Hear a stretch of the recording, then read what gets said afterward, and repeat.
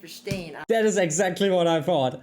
That is exactly what I thought. Crazy, absolutely crazy. Hi and welcome back. So the German heritage in the US is really big. But there's also something like Texas German. So people that really speak some dialect or some form of German. And that is exactly what we are going to check out today. A German like me reacts to Texas German and sees how much I can understand or not understand. And how much different it is from today's Germany. Or German.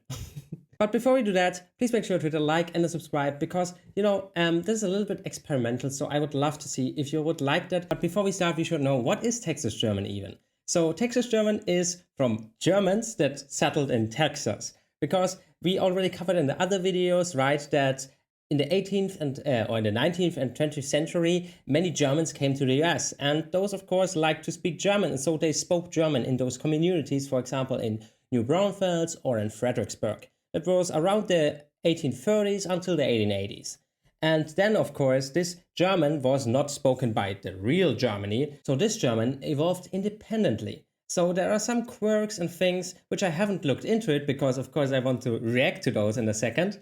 But probably it's a little bit different than the German that we speak here in Germany. And what I also sadly found is that Texas German is dying out because, of course, less and less people think, why should I speak this weird language which, in the US, I don't really need German. So there are now many tries to prevail that and prevent it from going extinct in the US. I think that is everything you need to know about Texas German. Tell me in the comments if you like that I give you a little bit of background knowledge. It's not that I'm an expert or something, but I thought, hey, it's a great touch to get you to know better about what we are talking right now.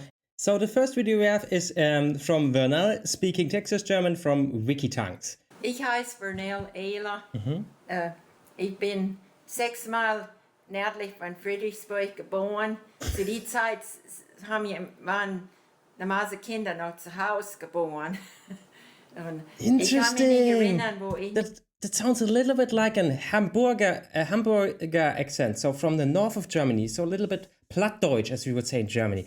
Interesting. I thought it's more like Rheinland-Pfalz, so more from the west. Ich beide Sprachen kann, Deutsch und Englisch. Ich habe es zur selben Zeit gelernt.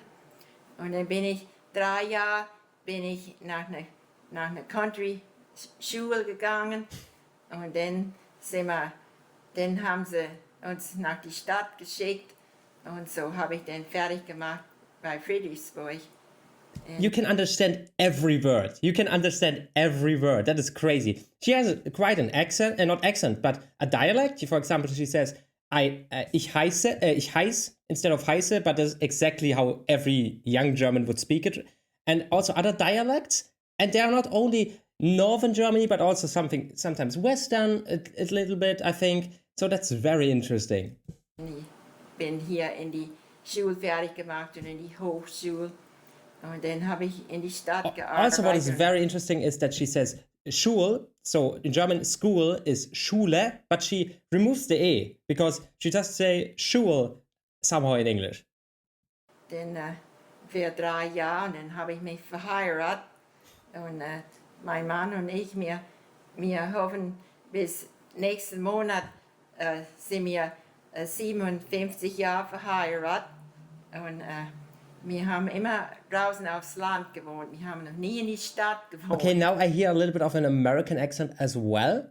Verheiratet, for example, instead of verheiratet, but very slightly. You can see that she knows a few bits of German. Und wir hatten 3 Kinder gehabt, aber die sprechen kein Deutsch. Weil da waren, die Kinder hatten, wo die klein waren, haben wir nicht hier bei Friedrichsburg gewohnt. So haben die anderen Kinder, was die gekannt haben, die haben kein Deutsch gesprochen, so haben unsere Kinder das auch nicht gelernt. Und die sind dann auch alle fortgezogen jetzt nach anderen Plätzen, weil hier ist nicht viel Arbeit bei Friedrichsburg, so sind die alle weitergegangen. And even she says not Friedrichsburg, as you would say it in proper German, but Burg, which is even a little bit Bavarian/Franconian, very interesting. But of course, if many Germans from different places come there, they get all of their dialects together, so they have from all over the place some things.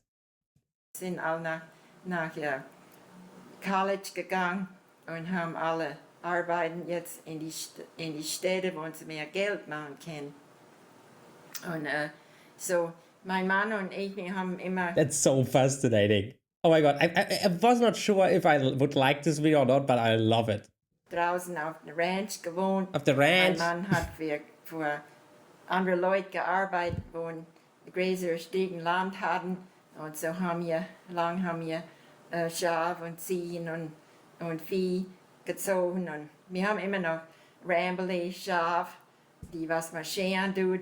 Und Scheren haben tut? jetzt auch Ziegen, That is even Saxonian, so East German. was gerade bloß für Fleisch sind. Wir haben sonst die Angora-Ziegen gehabt, aber da ist jetzt nicht mehr viel Geld rein. So haben wir jetzt Ziegen, was gerade bloß für Borgziegen heißen die, und die sind gerade bloß für Fleisch. Und weil, wo die Kinder klein waren, war ich immer zu Hause mit den Kindern, und dann, wo die etwas größer waren, dann habe ich verschiedene Plätze in die Stadt gearbeitet. Und ich arbeite jetzt bei dem Pioneer Museum, und weil das ist, die haben hier die Geschichte von Friedrichsburg, und so, wenn Leute kommen, dann nehme ich das Geld für Eintritt und sage ihnen etwas von Friedrichsburg, von unserer Geschichte, und schicke sie raus, und dann können sie selber nach dem Museum kommen. So the Americanized thing you see mostly on two things, that she mostly says words that have an E at the end. In German, every letter is pronounced. For example, Schafe, so sheep, you would say Schafe, but she says Schaf.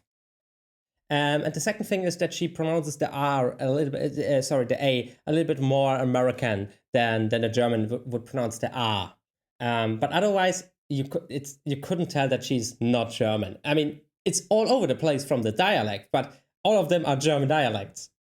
If you like this video, please hit a like. And if you want to see more of me, I would love if you subscribe. Thank you so much for that. 4 Jahre Schule gehabt, und der war das älteste Kind, und so, denn der hat einen Vater gehabt, weil er war etwas gekribbelt in sein Bein, und so muss mein Vater fliehen, Feld arbeiten und so, und fürs helfen, hat 7 Geschwister gehabt, und so hat er bloß 4 Jahre Schule gehabt, aber der konnte in Deutsch lesen und Deutsch schreiben, und ich habe den sein kleines Buch, was der in die Schule gebraucht hat, und an einer Seite, das eine Blatt war das in Deutsch geschrieben, und an die andere Seite in Englisch. Und sind nicht all viele Leute, was Deutsch und Englisch sprechen konnten und schreiben, und nicht länger in die Schule gegangen. Und so. Und wo ich aufgewachsen war, wir sind nicht nach einer Masse Dinger gegangen, aber sonntags waren wir immer in die Kirche. Und so da war nicht gefragt, wollen wir heute nach die Kirche gehen, wenn das sonntags war, dann sind wir nach der Kirche gegangen, nach die Sonntagsschule. There is so much dialect in it. So one little thing, those videos are sometimes a little bit too long. That is why I will cut them down, but you can see the full-length version of those videos and my reaction to it, of course, on my new Patreon. Link is in the description. There's also way more. For example, I discover Nuremberg. Really, really, really, really, really cool. And so much more. Thank you so much for checking out and have nice fun. So check it out. Link is in the description. In die Kirche, und so sind wir aufgewachsen, und so. Das ist immer noch, und wir gehen heutzutage immer noch in die Kirche, und das ist, für uns ist das eigentlich wichtig, dass man an Gott glaubt und probiert zu tun, das Beste, was man kann. Wenn Leute von Deutschland kommen, die meisten Leute von Deutschland können jetzt gut Englisch sprechen, aber wenn welche Leute kein Englisch kennen, dann kann ich die immer noch eine Tour geben in Deutsch. Und She speaks very good wenn German. Leute von Deutschland sind, habe ich wenigstens kein Trubel für die zu verstehen. Wenn sie von Bayern sind oder von Bavaria, das kann ich nicht verstehen. That is exactly what I thought. That is exactly what I thought. I told you it is more Northern German, and it's really hard in Germany. Northern Germans don't understand Bavarian. I don't have an accent. I speak very standard German, High German, but they can't understand Bavarians. And she speaks very, the long E's make it very easy to pinpoint that this is Northern German, Hamburg, around that, very close to Denmark. Yeah. Aber was das Hochdeutsch ist, habe ich wenigstens kein Trubel. Und jetzt hat sie...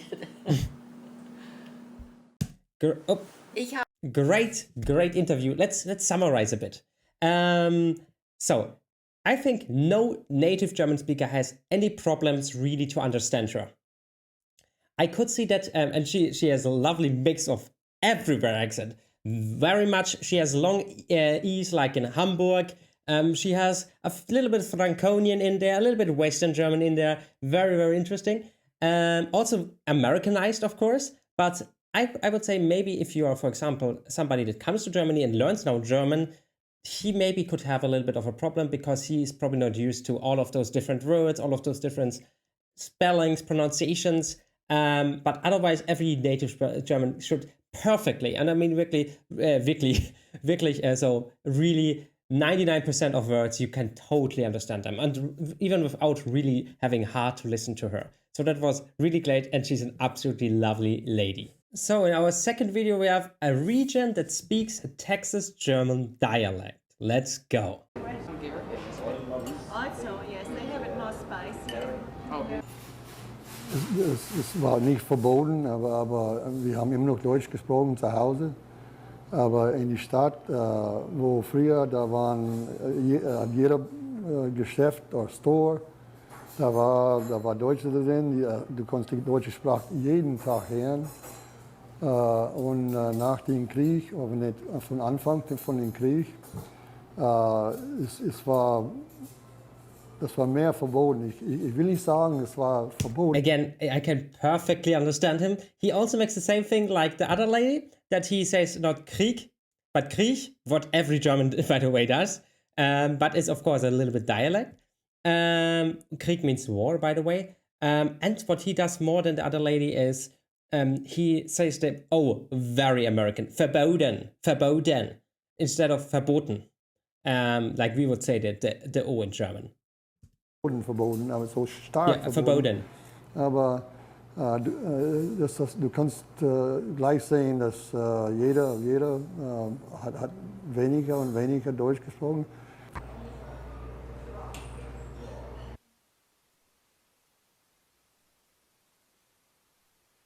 So ist das Deutsche hier in Texas, viele Wörter ist es ein englisches Wort, aber so ein bisschen deutschlich ausgesprochen. Wie wir sagen, die Creek, das ist ein Bach, aber in Englisch ist das Wort Creek und haben wir gesagt, die Creek. Und wir wussten gar nicht von das Wort Bach.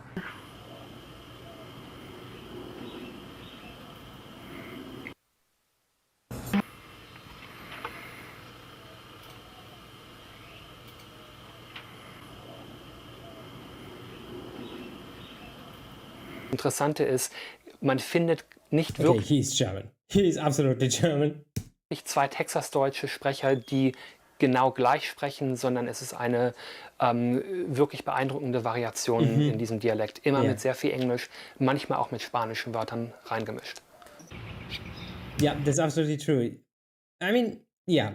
For example, the first lady was very, very, very Hamburgish, and the second guy, not at all.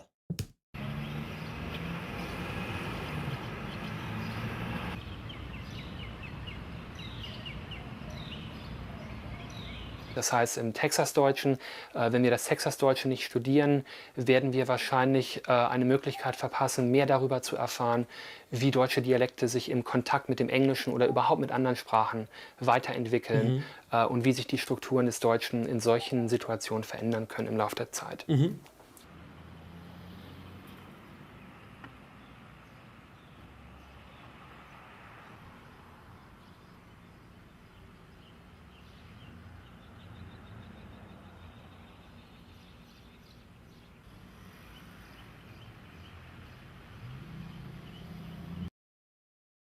Okay, wow.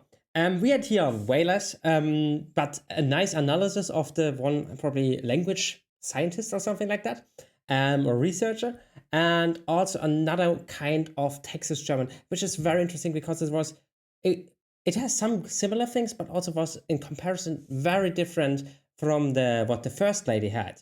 So I'm very curious to see what our next person, which dialects this person speaks. Now we have again von WIKITONGUES, I also speak German, from WIKITONGUES, of course, Evelyn speaking Texas German. So, hi Evelyn, let's go hear your accents. Ich heiße Evelyn Ruby Grona Weinheimer. Ich war hier in Friedrichsburg geboren. Während der Zweiten Weltkrieg. Mein Vater war in der Krieg in New Guinea und die Philippines. War da, deswegen während die Zeit ich geboren war. Crazy, absolutely crazy. Because on the one hand, she has some words, at first I was like, oh my god, no Americanized accents at all. And then at some words, it is so strong. So you are like, oh my god, she speaks no Americanized version, and then she only speaks Americanized version. She also does the G for an CH, so not Friedrichsburg, but Friedrichsburg. So habe ich ihn nicht gekannt, bis ich 16 Monate alt war. Aha. Ich bin in die Schule hier in Friedrichsburg gegangen. Nach die Hochschule oder High School bin ich nach College oder eine höhere Schule gegangen in North Texas. So cool. But she, the first lady had the problem with the U, so the U with two dots, doing it for an I. She now has a problem with the Ö, so the O with two dots, and does it for an E with two dots a little bit, or an E, like an E in German. Very interesting. But they all have problems with the umlauts. The Universität of North Texas. Here also Universität, you would say Universität with an A with two dots. Da habe ich gelernt, sodass ich eine Schullehrerin sein konnte. Und dann kam ich wieder dichter nach Hause in Austin und habe Schule da für 8 Jahre gehalten. Und dann ist mein Mann und unsere 2 Kinder wieder nach Friedrichsburg gekommen in 1977. Ich habe auch hier Schule gehalten und jetzt bin ich hier bei dem Pioneer Museum. Ich bin ein Archivist. Ich arbeite mit den alten Büchern und Bildern und alles, was die Geschichte von Friedrichsburg erzählt. Meine Vorfahren, oder my ancestors in other words, kamen von Deutschland in 1846. Ich bin der 5. oder 6. Generation Texan, aber ich bin noch. Just one word to say. Of course, when I say she does this wrong, or that is not, it's a different type of German, and you have to think, those are 6 generations. And they despite all odds, everybody else speaks English, stuff like this, they got it, and with no real use of the language, despite maybe their own family, they got to learn her 95, 96, 90%, let's say 95, 90% perfect German. And of course, that is not bad or anything. That is very, very honorable. And it is just very sure that this is totally different than from what German is, because also German developed, right? It's not that German went stable. We got new youth words that then got boomer words that then got, just newer youth words. So of course, also our language evolved, and of course then to a different thing than this one family or this one community has. So that is never, oh my God, you do something wrong. It's just different than what standard German is like. Alle Deutsch. Ich spreche Deutsch und Englisch beide.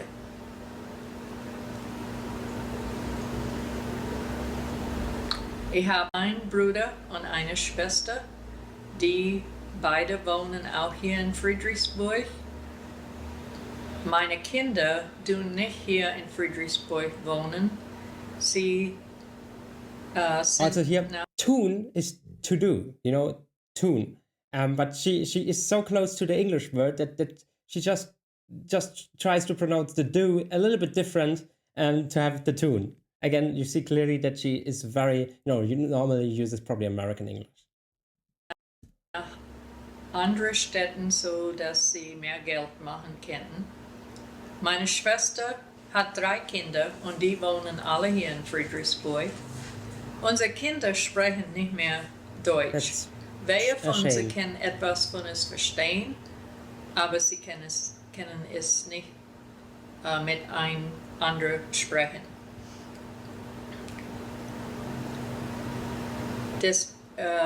Deswegen der Krieg ist, warum manche von den jüngeren Leuten heute nicht mehr Deutsch sprechen können. Großeltern haben gesagt, wenn sie das nicht in die Schule sprechen können, dann tun wir das nicht mehr zu ihnen lernen. Warum sollen sie das sprechen, wenn sie das nicht dürfen? Und bei den Zweiten Weltkriegen haben die meisten von den Leuten hier alle Englisch und Deutsch gesprochen. Welche aber nicht. Ich habe immer gewundert, warum, wenn meine Großmutter in Englisch sprechen tat, das alles immer in rückwärts The German sentence structure is totally different from the English one. rauskommt. Aber There's das a ist great video, a great short or something like that, where people just speak one day English in the German word order, and people can't, or American English speaker or native English speaker can't understand it at all. wegen the order of the words when you translate from English to German. Sie hat immer alles rückwärts gesagt, habe ich gedacht. Aber das war deswegen. Mein Ehemann ist in eine Country-Schule gegangen und hat immer gesagt, sie durften nicht Deutsch during recess sprechen. So sind sie immer raus an das hintere Teil von den die Gründe gegangen, so dass sie Deutsch miteinander sprechen konnten, wann sie Football und Baseball gespielt haben. Meine Kinder wünschen jetzt, sie könnten Deutsch sprechen, aber wir haben es nicht zu sie gelernt, weil warum sollten wir, wenn sie das nicht lernen? So, es war nicht viel Hilfe für sie, wenn sie weiter fortgegangen. Außerdem, dass sie nach Deutschland gegangen waren. Ich bin schon 2-mal nach Deutschland gegangen. Das erste Mal war ich in Berlin und dann Hannover, Heidelberg und Bingen am Rhein. Bingen am Rhein ist, wo mein Ehemann und seine Familie herkamen. Ich habe noch nicht jetzt irgendeine von meiner Familie gefunden in Deutschland. Das zweite Mal, wo ich gegangen bin, war es ein Rhein-Fluss-Cruise. Und wir waren in Koblenz, da sind welche von meiner Familie hergekommen. Which you can hear a little bit. When she said it, I heard that she's a little bit northern. A little bit. That's great. Danke. Bitte. Bitte. Great. Oh my god, that was great. Wow. It was so interesting. I hope you enjoyed what I did here all the time. It was so interesting to hear. I thought, okay, do I really have a hard time to understand them? But to be honest, I could, sometimes maybe a word was not as I used to hear this word, but from the context, which I could understand every sentence. I literally could understand every sentence. And that is so cool that I can still speak that. They're just bilingual, right? Just bilingual. I mean, it is not the perfect German, right? But every German understands you, and you understand every German. So that is basically German, right? It's just another dialect, I would say. And that is so crazy. Please tell me in the comments if you like this content and if you want to see more of that, because it is a little bit different topic. And I would love to go also more about German-American relations if you would like to see that. It is also, as always, because I then, of course, also start videos where I don't react to something, but more explain something, of course, which is, of course, way more effort, and I have to plan way more in front and something like that. So I would, of course, do that. If you would like to see that. That is why, tell me, deswegen, you know, if you hear so much German, you want to speak German yourself. That is why, tell me that in the comments, leave a like and a subscribe. That would help me so much to see that you want to see this. And yeah, we see each other in the next video. Bye.